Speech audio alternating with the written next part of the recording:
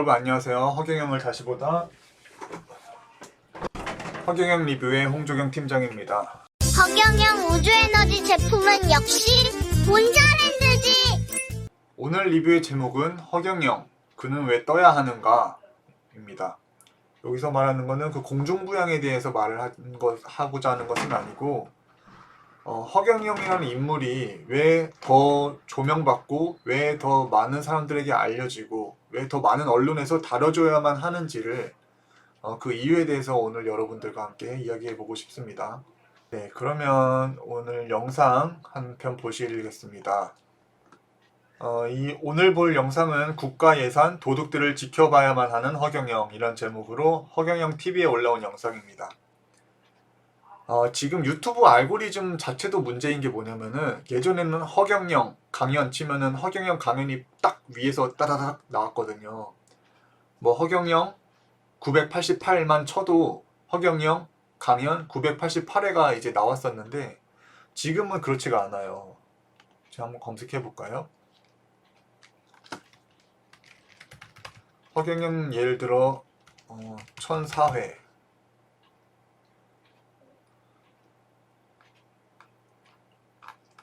자, 허경영 천사 치니까 강연 안 나오죠? 그럼 이번에 허경영 강연 천사 쳐볼게요. 한 10번째 정도의 이제 강연 영상이 여기 뜨는데 그 위로는 또 부정적인 영상들이 많이 있습니다. 이것 보세요. 허경영 강연 1004회를 쳤는데 나오지가 않죠. 하늘공 32회 쳐도 마찬가지일 거예요. 이상하지 않나요? 그 유튜브란 플랫폼은 보다 빠르고 정확하게 그 정확한 정보를 그 시청자에게 전달하는 게 그 목적인데 이거는 이상할 리만큼 이렇게 세세하게 검색을 해도 영상이 안 나온단 말이에요. 과거에는 그렇지 않았는데 이게 대통령 선거 끝나고서 한 몇 개월 뒤부터 이런 현상이 보입니다. 그러니까 왜 이런 일들이 일어나고 있는지 참 의아한 것들이 많은데 여러분들도 많이 답답하실 거고 이해가 안 되는 부분이 많습니다. 왜 이런 것인지도 한번 얘기를 해보면서 오늘 영상 한번 시청해 보도록 하겠습니다. 큐! 조금은 갚지 않아도 되는 돈으로 몇 명이 모여 조합이나 협회 같은 단체를 만들기도 하고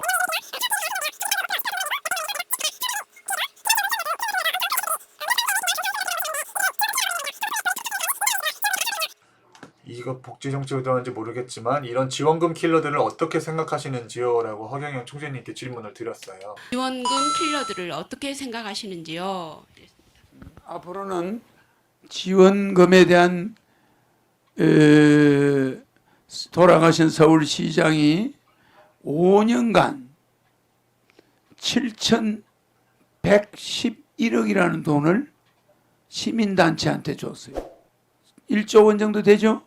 그 시민단체한테 안 줘도 되는 돈이야. 여러분은 혹시 이 방금 말씀하신 것처럼 박원순 전 서울시장이 시민단체에게 5년 동안 7,111억을 지원했다는 것을 알고 계셨나요? 아마 대부분의 여러분들, 저를 포함한 여러분들은 모르셨을 겁니다. 박원순 시장이 뭘 했는지 잘 모르고 이 서울시 예산이 어디로 쓰이는지를 잘 몰라요. 거기에 대해서 허경영 총재님께서는 이렇게 한번 짚어주시는 부분이네요. 5년간 시민단체 여기 기사 보면은 7,111억을 지원했는데 여기 박원순 측근 현 여당 측근이 이끄는 단체가 많다. 박원순 전 서울시장이 알고 있는 사람들이 이끄는 단체로 이런 돈이 많이 빠져나갔다고 나와 있네요. 그 서울 시민들 돈이 어디로 갔죠? 나는 말입니다. 입에서 말이 안 나와. 난 서울시장 되면 월급 안 받겠다. 판공비 안 받겠다. 예산 70% 줄여서 시민한테 돌려주겠다 이랬죠. 근데 그 사람들은 서울시 시민단체 난 몇천 개라는 것도 내 찾기가 어렵다고 생각하는데 그들이 가져간 돈이 5년간 7,111억이야. 적은 돈 아닙니다. 그 무슨 명목으로 줬느냐 그 단체들한테. 만약에 그 돈의 흐름을 파악한다면 졸도하겠죠. 국가의 돈을 연구비다 뭐다 출산하는데 출산은 줄어드는데 출산 예산은 250조가 들어갔어. 이상하지 않소? 아니 금년에 우리가 출산하는데 돈이 50조가 들어갔다. 40조가 들어갔다면 이해가 갑니까? 한 사람 앞에 1억 5천만 원 꼴이야. 그거 좋나요? 안 줬어요. 무슨 연구비, 지원비, 이런 식으로 빠져나간다는 거. 그거는 국가기관과 그들이 무슨 커넥션이 있는 것처럼 그런 사람들이 탁탁탁탁탁 포진해가지고 그 돈을 착착착착착 뽑아가. 그 사람들은 공무원들 보면 예산은 언제쯤 결정나죠? 이번에 몇 달쯤 결정, 그래요? 알았어요. 연구 보고서 가면 자자자자자자 올라가. 돈이 우르르 빠져나가. 이거 나랍니까? 여러분들 허경영을 한번 쓰라고 하죠. 대한민국의 허경영을 한번 쓰면 감사원 감사 필요할까?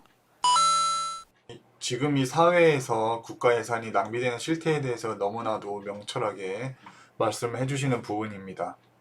15년에서 20년 사이 동안 저출산 극복을 위해서 쓰인 국가 예산이 250조가 넘었다고 합니다. 작년 한 해만 해도 45조가량이 저출산을 위해서 이제 쓰였다고 하는데요.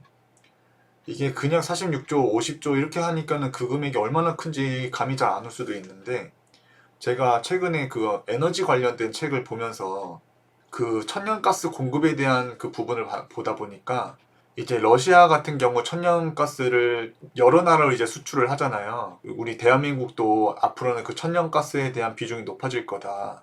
근데 현재 우리가 LNG로 바다를 통해서 그 천연가스를 액화시켜가지고 만든 LNG를 바다로 선박으로 해가지고 항구로 들어와가지고 받은 그 LNG를 우리가 지금 에너지원으로 쓰고 있는데, 이명박 정부 때부터 이야기가 나오던 것이 그 러시아부터 한반도까지 그 가스 파이프관을 연결을 하는 것이 계속해서 논의가 되었었다고 하더라고요. 그래서 러시아에서부터 한반도까지 그 파이프관을 설치해서 그 천연가스를 그 파이프를 통해서 그대로 직송으로 이제 보내게 되면은 천연가스의 가격이 엄청나게 낮아진다는 거예요. 그래서 그 파이프를 통해서 받게 되는 그 천연가스를 PNG라고 하는데, 그러면서 근데 이제 우리가 한반도가 남한이랑 북한이 나눠져 있다 보니까 그 러시아에서부터 그 북한을 통해서 남한으로까지 그 파이프관을 연결해서 천연가스를 공급하는 게 안보 문제도 있고 언제 북한이 그 파이프를 끊을지도 모르기 때문에 그 문제가 있다고 하더라고요. 그러면서 대안으로 나왔던 얘기가 러시아에서부터 천연가스 관을 만든 다음에 그 중국의 산둥반도에서 이제 남한을 향한 그 파이프를 건설하는 게 또 그 계획이 논의가 되고 있다고 하는데, 제가 이 얘기를 왜 이렇게 장황하게 하냐면은, 그래가지고 그 러시아에서 중국으로 파이프를 설치한 다음에 그 중국에서부터 한반도까지 그 파이프관을 설치하는 그 길이가 한 440km 정도가 나온다고 하거든요.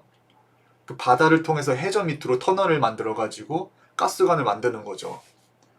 그래서 그 400km가 넘는 그 가스관을 설치하는 데 잡히는 비용이 1조 8천억 정도래요. 그러니까 그 거대한 길이를 바다 밑으로 심지어 가스관을 중국에서부터 설치해가지고 우리나라까지 그 건설을 계획한 그 비용이 1조 8천억 밖에 안 한다고 합니다. 그럼 그 46조라는 그 어마어마한 그 저출산을 위해 책정된 금액은 어디에 쓰였냐는 거죠. 그러니까 이 진짜 46조라는 돈을 잘만 쓰면은 우리나라가 얼마나 이걸 좋은 쪽으로 에너지 개발부터 해가지고 정말 다양한 산업 분야에 투자를 했으면은 굉장히 어마어마한 경제 창출 효과가 일어날 수 있는데, 그게 어딘가에 그냥 쓰여버렸는데 효과는 안 나오고 그 돈은 사라져 버렸어요. 이거를 근데 더 문제는 국민들은 잘 모른다는 거예요. 국민들은 이런 걸 알고 싶어 하지도 않고, 이 예산이 이렇게 나갔는데 이게 어떻게 이렇게 빠져나갔느냐, 그 문제 원인은 무엇이고 그 배후에 누가 있느냐, 이런 거를 언론에서 절대 안 밝혀준단 말이에요. 그래서 우리는 생업이 바쁘고 일에 치여가지고 이 국가 재정이 어떻게 운영되는지 잘 모른단 말이에요. 그런데 여기 한 사람이 정치 지도자가 되겠다고 자처하고서 나와가지고 자기 돈을 들이면서 막 정치에 나와요. 그러면서 하는 말이 국가 예산이 도둑질 당하고 있다. 여러분들의 돈이 도둑질 당하고 있다. 이것들만 잡아내면은 그 돈들 우리에게 돌아가가지고 우리가 잘 살 수 있다. 라는 게 허경영 총재님께서 주장하시는 거란 말이에요. 물론 이 처음에 일반인들 때 뭐 결혼하면 3천만 원, 5천만 원, 애 낳으면 3천만 원 주겠다, 5천만 원 주겠다, 결혼하면 1억 주겠다, 이런 게 조금 허황되게 들릴 수도 있어요. 워낙 금액이 크다 보니까. 그리고 국가 예산이 얼마나 낭비되는지를 잘 모르는 사람들은 이게 얼마나 실현이 가능한지에 대해서 감이 안 올 수는 있단 말이에요.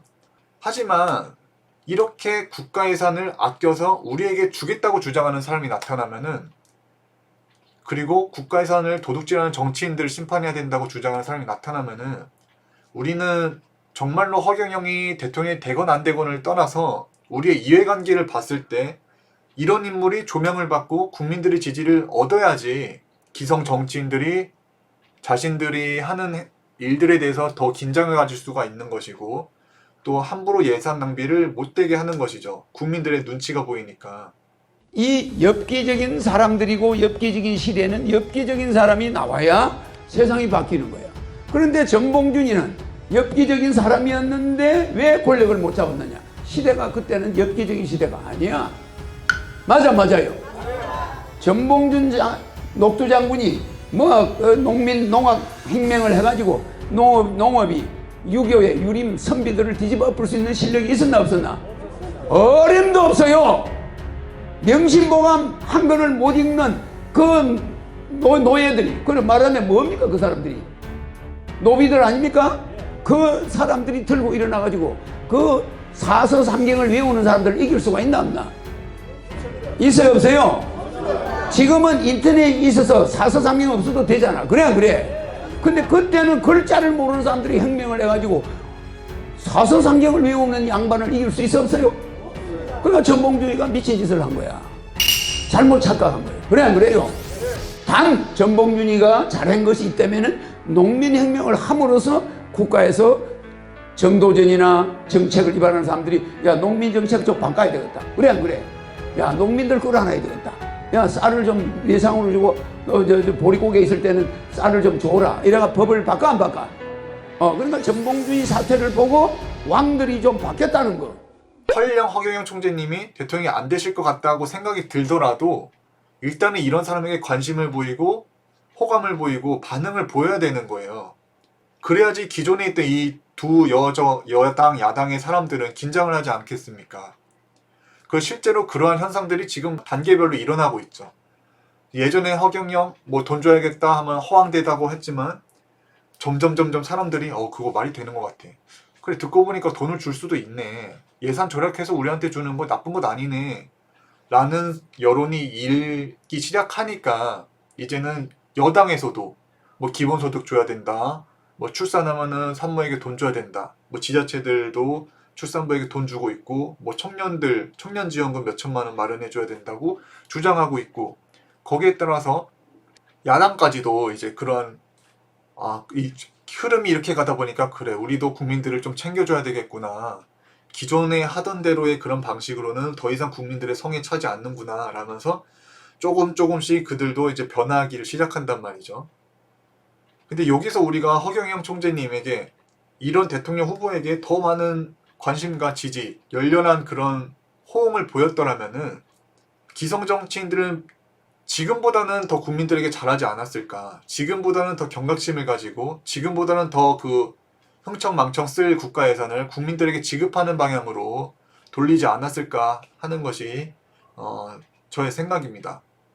내가 한국 정치는 마음에 안 들고 화천대유나 LH 사태, 국회의원들의 비리 같은 거는 맨날 뉴스에서 보고 마음에 안 들지만 그래도 정작 뽑아야 되는 거는 이런 국회의원들 많이 거느리고 있는 당을 뽑아야지. 이미 국민들부터가 새 인물이 등장하기 없게끔 그런 인식에 제한을 두다 보니까 우리 정치는 고착화되었고 결국 1번 아니면 2번만 뽑는 악순환이 계속된다.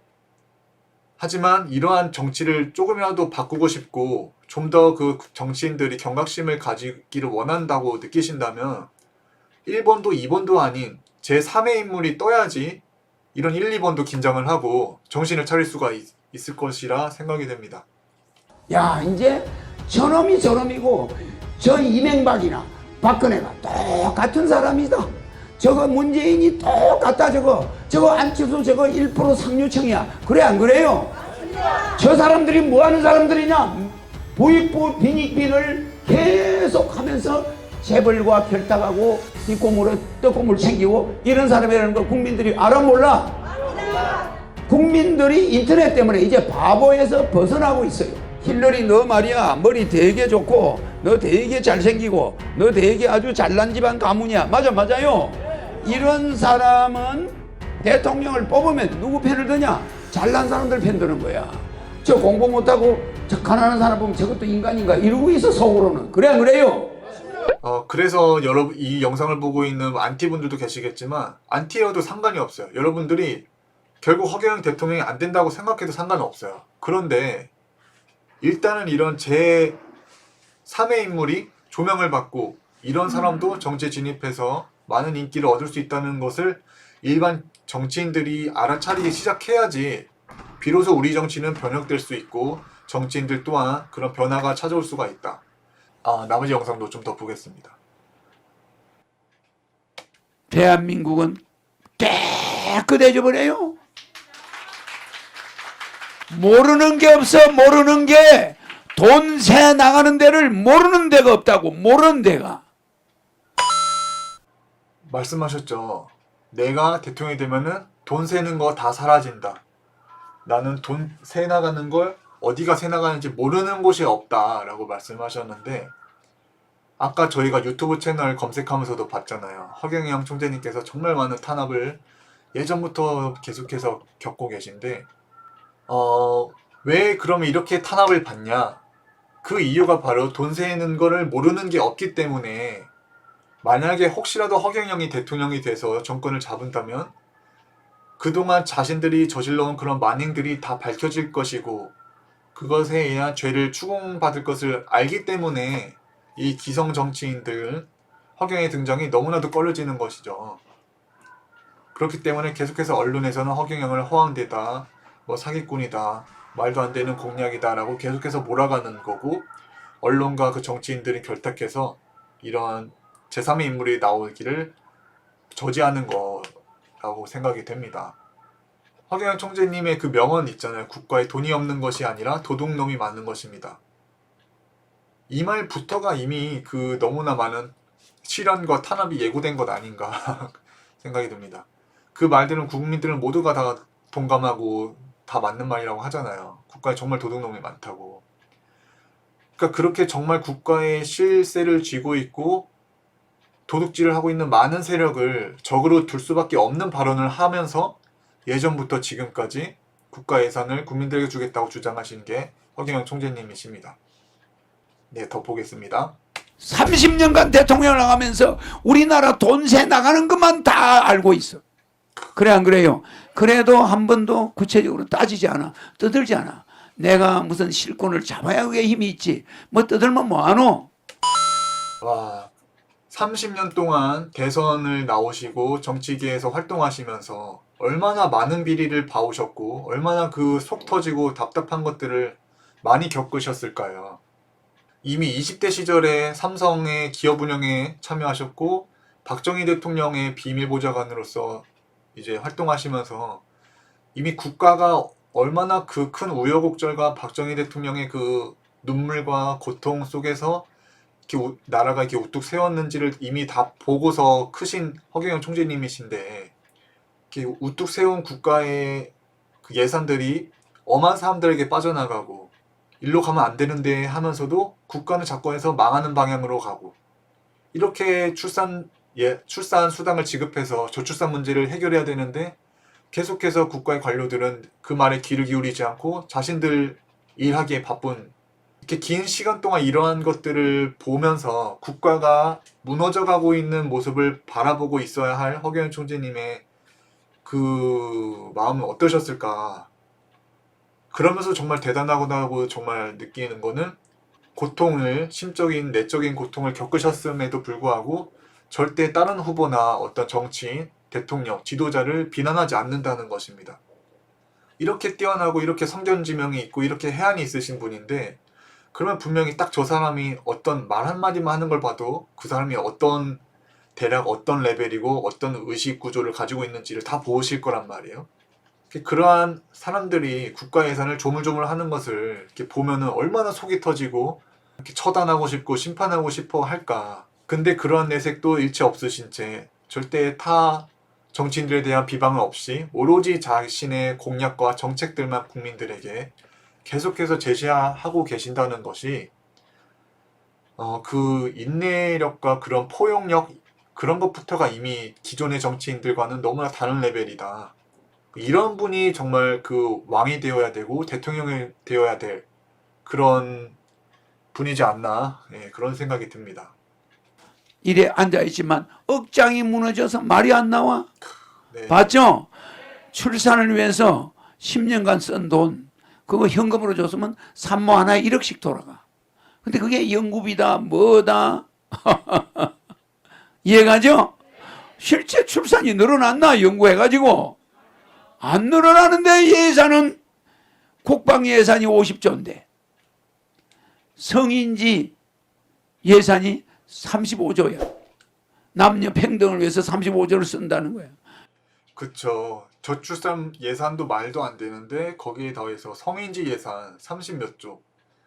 아까 말씀드렸죠. 그 중국에서부터 우리 남한까지 가스관을 연결하는 데 드는 건설 비용이 1조 5천억 정도가 1조 5천억인지 8천억인지가 책정이 되었다고 하는데 거기에 몇 배에 달하는 예산이 어디에 쓰이는지 모른 채 사라졌다는 거예요. 참. 이게 뭡니까? 출산 예산이 40조야. 이게 뭡니까? 이거 저출산 예산 올해 46조 원인데 직접 지원은 OECD 평균도 못 미친다. 46조를 썼는데 이 돈을 직접 받은 거는 OECD 평균도 안 된다. 정말 의아한 부분이네요. 말이 안 되는 부분이죠. 그렇기 때문에 이렇게 발언하고 이런 문제점을 지적하는 허경영 총재님 같은 분이 보다 더 언론에 다뤄줘야 되고 보다 더 국민들이 더 힘을 실어주고 응원을 해줘야 되는 거예요.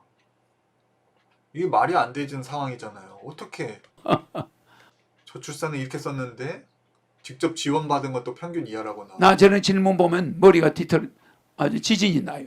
알겠죠? 굉장히 문제 있는 거예요. 이 지원금 킬러가 있다고 그러죠? 이들은 지원금 킬러라고 불리죠. 그죠? 정부 지원금 타내는 기술자들이 있어. 나는 그 루트를 알죠? 차단하겠어요.